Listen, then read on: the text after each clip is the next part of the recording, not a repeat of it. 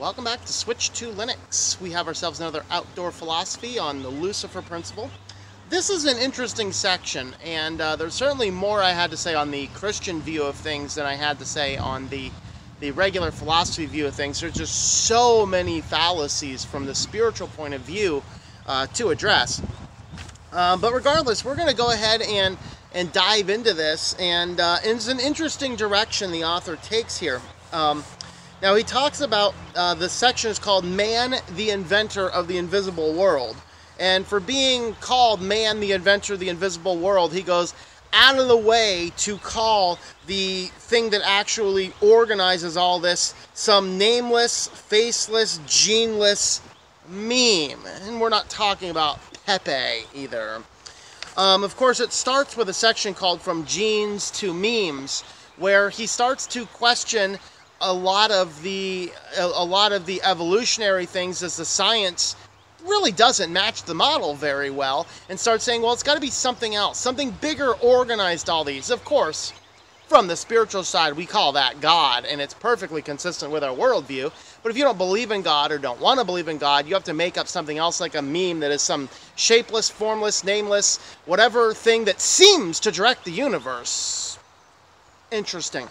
But anyway, there is a lot that we can talk about from a philosophical point of view in here as well. So of course, this concept of the meme is just like we would vision an internet type of meme. You know, the internet meme, which would say something to the general effect of a series of images pulling together to take on a life of its own. It's the kind of the conceptualism of a meme. And what he's talking about here is the seeming organization of things into life, into how we are running everything, just seems to happen. And so they talk about this move that it's not necessarily in the genetic code, and this is a reality. As I was in college when the Human Genome Project was commencing, and you know, they had finally looked at it and said, we now have mapped every gene in the human body. And in the subsequent decades since that had occurred, we're starting to realize that, genes aren't actually as powerful as we thought they were. And that's kind of what's going on. And so they talk here a lot about how societies and organizations group together. And where that rises significance for us in the midst of everything is that it's that we need to see that organizations and societies and groups and things all tend to get moved in general directions. I think I covered the second chapter most from the Christian perspective. I'm going to skip it here because there's not a lot from the philosophical. I'm actually going to pick back up with the chapter called The Village of Sorcerers and the Riddle of Control, because this had the most to do not only with philosophy in general, but with this particular channel. They talk about these four symbiotic tribes in, I believe it was India. I can't remember exactly, but I think it was India. But basically four symbiotic tribes that produced these different products that they all shared, except one of them had the most powerful thing that wasn't a product, it wasn't a service, it wasn't like, we're gonna pay you 2 goat skins to come and dig us a trench. It was the sorcerers, it was the witch doctors, who had managed to convince the other tribes that they had the keys to the spiritual world, and if you just paid them enough, the gods would be pleased with you. And so they talk about, you know, how even when somebody died because, you know, it wasn't real in that instance, they'd come in and not be mad at the people, but pay them more for the hard battle that they had to fight with the spiritual world. And it was just an interesting trend to see how they moved down through all that. But where this bears significance is we look at that and we go, at what point in time is this reality? At what point in time is it just fake?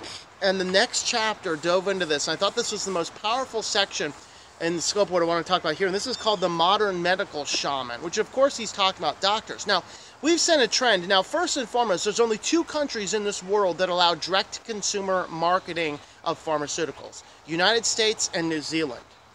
So you get on some, on certain programs, you start seeing all sorts of things, and then these commercials are so hilarious.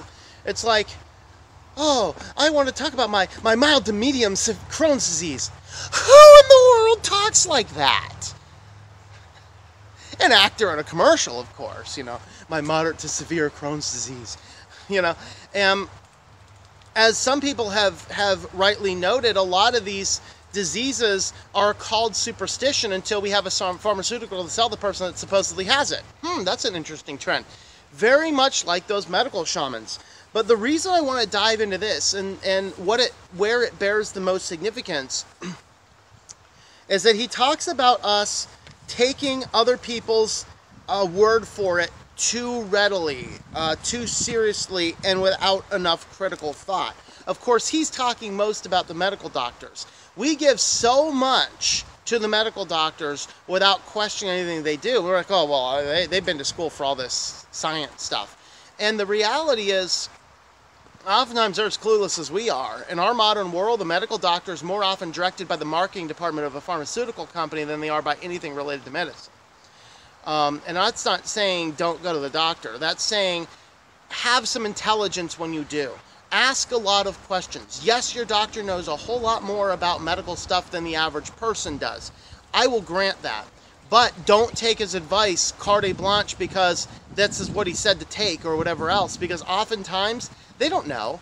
They are not biochemists. They don't understand how these different things work, but they're schmoozed by a whole lot of people in the pharmaceutical company in ways that should be illegal, but they're not. And that's kind of what he gets at in this chapter. He spends a fair amount of time talking about that. And I wanted to extend that beyond just that because that's a debate for a different day, different place, whatever. But the fact of the matter is, how often do we look at everything in our life with those same eyes as we just put too much trust in other people? Too much trust in other people on these computers. Too much trust in other people on the apps. Is that not what Facebook is about? We have all of these friends attached, and Facebook was allowing app developers to scrape not only your data, but all of the data that was for all of the people that were connected to you, and you had nothing to do with it. So if you had one guy that went through and played every single app game, whoever owned all of those different apps has all of your data because you had a friend who was too loose with your data. That's what the whole Facebook issue is about going on right now, is too much, giving too much to people without questioning it. This is what my argument with Brave Browser has been. Their marketing says a different thing than their system. They're saying, we're a privacy-centric browser. We don't collect anything. Well, then why do you install Mixpanel on your system, which is one of the #1 data collection tools in Silicon Valley right now? It seems to have a slight inconsistency. And there's numerous other issues that I have mentioned there. But the reality is I'm not willing to take their word for it on the basis of their marketing or on the basis of their PR. I'm actually digging into what's happening, what's going on. That's not a company that's focused on having a business model around a privacy-centric browser. It is a company that is founded to upset the ad marketing model. That's exactly what they are. You can check their investor documents for that. That's what they're doing. And I'm not saying they're collecting a ton of our data to sell to people. That's not what they're doing. But it's not a model all too undifferent from Facebook. And that is kind of what the reality is. So that is kind of what I had to say about that is be very careful not to believe anything and everything that you hear from people. You need to be a little bit more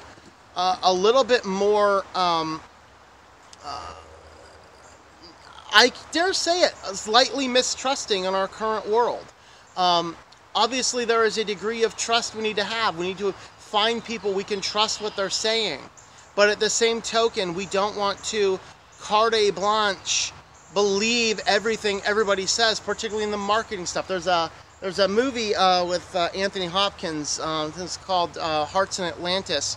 And there's one scene, the boy's mother's smoking a cigarette, Salem Slims or whatever at the time, and he says, the boy says to his mother, I thought you were going to quit smoking. He goes, Oh, this isn't smoke eating. Check the marketing. It's like, okay.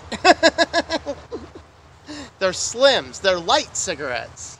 Yeah. Would you like to drink Drano or Drano Light? And that's kind of the premise here, is that the people... Now, what caused all this? How did this get in this chapter? I mean, how do we get off on this, and why is it so significant? Because ultimately, it's the person who claims to have the knowledge claims to have the control. That's what happens. He who claims to have the knowledge claims to have the control. You go to the doctor because clearly the doctor knows more about medicine than you do, and so you are... it's the easy path to believe everything he says. You know, you go to the store, and the guy at Best Buy probably, you know, he works there, so he probably knows better than you do about what is the best computer to get. Okay? You ask people about, I mean, if somebody has more knowledge than you tend to want to defer to their extra knowledge without asking good questions. I'm not saying disbelieve everyone and everything. What I'm saying is ask good questions of those people you're supposed to trust. Asking good questions is what you need to do. Now, what they do is the next section is they actually went through and talked a little bit about the early Roman Empire and the battle between the papacy and the emperorship. Because there was this battle in the early church, and this isn't going to be a religious thing, this is a history thing. But in those early days, there was a conflict of power, because the church at Rome, which eventually would have what we have today, the Roman Catholic Church, the church in Rome, which had a pope which claimed to be a vicar of Christ here on earth, in other words, the highest authority even above the scriptures, and that's where we have some serious disagreements. They claim to have the highest power because they spoke for God here on earth, but of course the emperor, of course, he's like, no, I'm the supreme ruler. I am the one in absolute charge. And so there was this long debate about it. Now, of course, it started with the Roman emperors hating and burning and torturing and killing the Christians. And then it was with Constantine, who was the first Christian Roman emperor, made it legal. And then it moved eventually to make Christianity at the time, which isn't Christianity, but Christianity at the time, the forced, mandated state religion of all citizens in Rome. And that was really where the downfall went, because the real gospel is not a thing of compulsion. But what happened is they had this big power struggle, and what would end up happening is, where it held peace for a few centuries, is that the emperor would confer the title of pope officially, making it kind of giving them kind of both dual powers. But the problem is, inside of the human heart is a desire for control. And so that's really what happened with what I would consider the fake churches of that time, is that church became an oppressive religious thing to oppress the people. And that is really the heart of the problem. This is why the great reformers came out and said, this isn't what this is about. And that's what separates the reformers away. Now, that's all old history stuff. But they talk in the next section about the control and the urge to pray. And he basically is talking about the people. The Pope claims to have the ultimate authority of Christ here on earth, and how dare you question the Pope? And so therefore it's a means of powerful population control. And that is kind of where we ended up with these memes into the world. So these memes develop these final constructs that organize social patterns and things like that. So what's our ultimate takeaway here? Fascinating stories. Does this have any practical part in anybody's life? Well, I think it would, in the sense that what we get in this is asking yourself, do you have to believe everything some supposed authority has to say? Or is there room for a little bit more experimentation, a little bit more questioning? This is where, as we are moving forward in our current strange age of fake news, where everything somebody disagreed with is simply branded as either fake news or a conspiracy theory, Of course, we know that YouTube is starting to put Wikipedia article links to anything they consider conspiracy theory, or even fake news for that matter. And so we have a lot of this kind of back and forth. And what we need to start to do is question, what is reality? Is it even possible to know? And do we even need to be involved? There's all good, interesting questions. So that's kind of the final take home on this. So thanks for watching. If you'd like to help support the channel, check out switchtolinux.com/support. You can get a t-shirt like this one here at shop.switchtolinux.com. That will redirect you to Spreadshirt. And I'm on Patreon, patreon.com/TomM. So thanks for watching. I hope that you enjoy switching to Linux.